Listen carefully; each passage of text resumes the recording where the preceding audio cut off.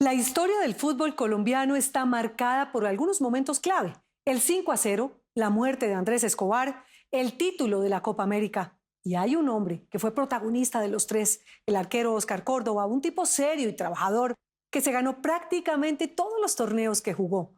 Es ídolo en Argentina y hasta llegó a ser considerado por la FIFA como el segundo mejor arquero del mundo. 10 años después de su retiro, se las tapó todas a Diego Rubio. Toda la noche por los programas de televisión llamaban a la gente para que no fueran a hacer bulla alrededor del estadio y la gente pasaba en caravanas y nos metían pólvora para que no pudiéramos dormir. O sea, era lo lindo del fútbol, que hoy día lo extraño. Toda esa presión externa que genera un deporte tan bonito. Entonces, vamos a matar a estos manes que yo no sé qué. Bueno, esto está más delicioso para ir a la cancha. Rompieron el vidrio del vehículo que traía en ese momento a la selección. A Óscar Córdoba le gustaba tapar de todo. Hasta las piedras que le llovieron al bus de la Selección Colombia el día del histórico 5-0 contra Argentina. Está buscando el quinto, se frena un poquito, 5 se le pasó, sí, el tren, gol. El 5 de septiembre de 1993, el arquero más ganador de la historia de Colombia tuvo un partido inolvidable.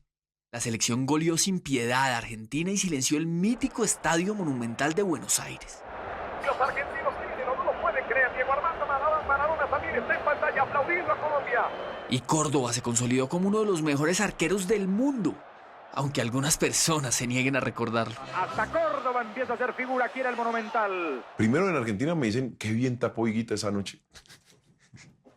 Me toca a mí decir, no, ese no era Higuita, era yo. ¡Tapó el arquero Córdoba! ¡Qué arquero tenemos! Puede que Córdoba no tenga la melena de Higuita y que nunca haya hecho una jugada como la del Escorpión. Pero este hombre, siempre alejado de los escándalos, puede chicanear de haber sido uno de los mayores responsables de uno de los triunfos más importantes de la historia del fútbol colombiano. Si el Tino Asprilla, Freddy Rincón y el Tren Valencia pusieron los 5 goles, Córdoba, con un par de atajadas imposibles, fue el encargado de que el arco quedara en ceros. Se metió al área, saca el camino al marco, otra vez Córdoba. Dando esa pelota al otro costado, ahí tiro de esquina, ¿qué arquero tenemos? Y hay una tajada, la famosa tajada aquí a la derecha, donde le hago a Batistuta y él me da la mano. Luego hay un tiro de esquina que Freddy lo lleva y me lo entrega casi muerto. Él patea a la derecha y yo lo tapo y esas fueron las 2 atajadas que la gente recuerda a Batistuta conmigo. En épocas en las que no había redes sociales, esas y otras voladas de Córdoba llegaron a televisores de los 5 continentes y su fama de imbatible se fue convirtiendo en una vitrina de trofeos inigualable. Fue escogido un par de veces como el mejor arquero de América y en 2001 la FIFA lo nombró el segundo mejor del planeta, solo detrás del pastor alemán Oliver Kahn. Por eso, hasta sus críticos siempre han dicho que es un superdotado. ¡Ojo! ¡Pablo Córdoba! No soy un superdotado, pero sí soy un aventajado.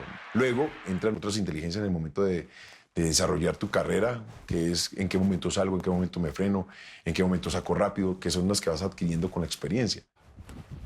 Y hoy esta leyenda viva del arco sí que tiene experiencia. Con 49 años a cuestas bien vividos, es todo menos una de esas viejas glorias que viven de sus triunfos pasados. Se retiró del fútbol hace una década, pero se niega a tener vida de pensionado. Por eso ahora es un todero profesional. Es comentarista de fútbol, conferencista motivacional, acaba de publicar un libro y hasta es socio de una clínica estética. Y dice que tanto juicio se lo debe en parte a uno de sus grandes maestros, el ex técnico de la Selección Colombia, Francisco Maturana.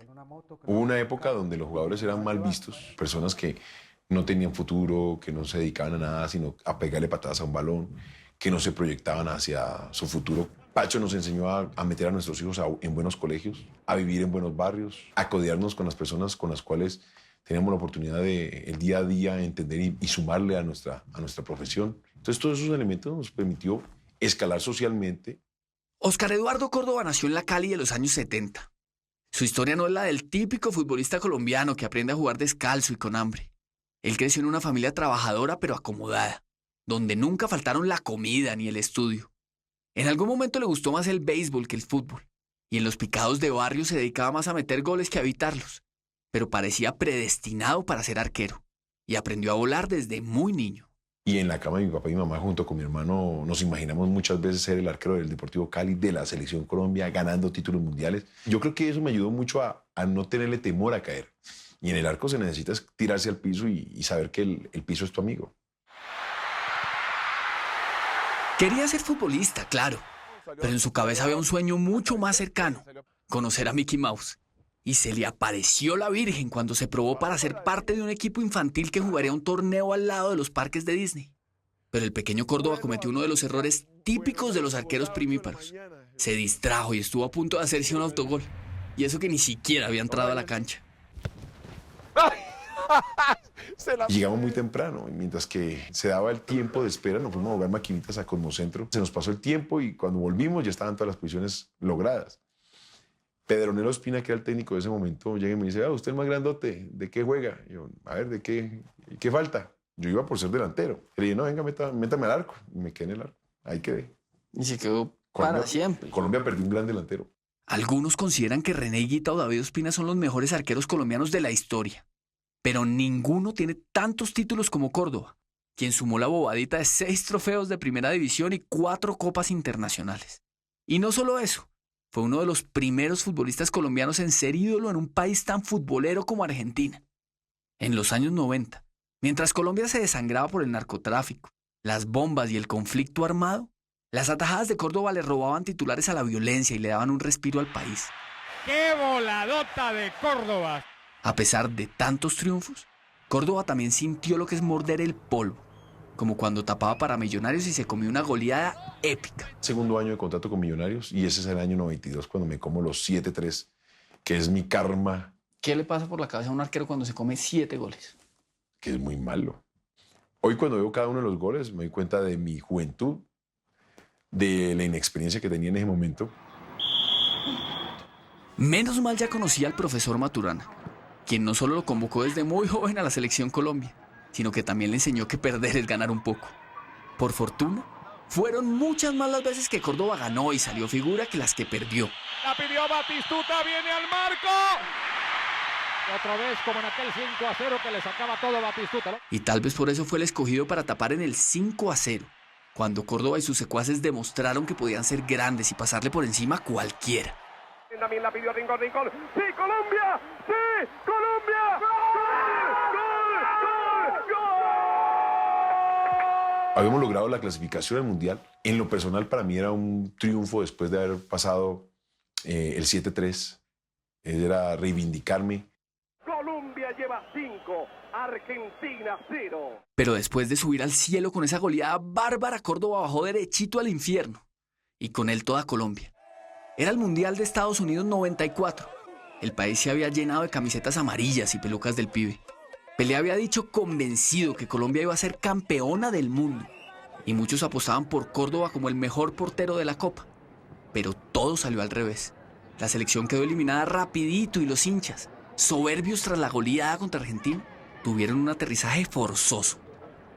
En la zona mixta llegué y me dice un periodista en el 94 que se siente ser el peor arquero del Mundial. O sea, de ser el mejor llegué a ser el peor. Para colmo de males, en pleno Mundial, antes del partido contra Estados Unidos, llegaron a la concentración unas amenazas que despedazaron al equipo. El mensaje anónimo decía que si jugaba Barrabás, hermano del entonces asistente técnico, Bolillo Gómez, los matarían a los dos. Era el reflejo de un país donde los asesinatos eran pan de cada día y los capos de la droga estaban metidos en todo, hasta en el fútbol. Cuando entran llorando los tres. Habla Bolillo, muchachos, yo quiero mucho a mi país, quiero mucho a mi selección Colombia, pero quiero más a mi hermano. Desde ahí yo creo que ya el equipo estaba muerto. ¿Ustedes no jugaron ese partido? Nosotros entramos a la cancha, pero no lo jugamos. Cuando se te amenaza de muerte, yo creo que nadie es capaz de saltar a la cancha. Con el equipo convertido en un mar de miedo y lágrimas, Colombia perdió contra la entonces débil selección de Estados Unidos. Y Andrés Escobar le hizo un autogol a Córdoba, quien no olvidará nunca la bola entrando despacio en su portería, mientras él no podía hacer nada. Veo un delantero que está llegando a la espalda de Andrés, yo quiero irlo a anticipar, con tan mala suerte que Andrés se me anticipa y me hace el autogol. Lo que vino después hace parte de la historia más triste del país. Andrés Escobar fue baleado a las afueras de una discoteca en Medellín. Muchos aseguran que el asesino le disparó después de una fuerte discusión, pues nunca le perdonó el autogol. Después vinieron amenazas de muerte para Córdoba y otros jugadores. Por eso, desde que el arquero aterrizó en el país después del Mundial, fue obligado a andar protegido ya no por un grupo de defensas, sino por la mismísima policía. Cuando llegamos aquí a Bogotá, desocupan todo el avión y nos dejan a nosotros de último. Bueno, cuando llegamos nos mandan un policía, entonces dije, no, esto está muy complicado. Estuve con mis guardaespaldas como 1 mes y medio. Para completar ese panorama tan absurdo en un futbolista, los cantos dedicados al arquero de la selección, que antes eran prácticamente alabanzas, se convirtieron en los insultos más bajos. Algunos lo acusaban incluso de haber sido el culpable del asesinato de Escobar. Nos gritaban, ahí está, ese es el asesino de Andrés. Pero ya luego uno con el tiempo se da cuenta que es más un tema de desenfoque hacia buscar la desconcentración de uno que como odio de la gente hacia uno. Era más un tema táctico, llamémoslo así, y así me quedo con esa idea mejor. Un lugar común del periodismo deportivo reza que el fútbol siempre da revancha. Y a Córdoba le llegó con toda un par de años después. Colombia jugaba contra Bolivia y se rumoraba que el arquero titular no sería él. Pero a Córdoba lo escogieron para tapar justo esa noche. Y por una pura coincidencia, el entonces presidente de Boca Juniors lo vio revolcarse en el arco y quedó boquiabierto. Ese señor se llama Mauricio Macri y hoy en día todavía es presidente, pero de la República Argentina.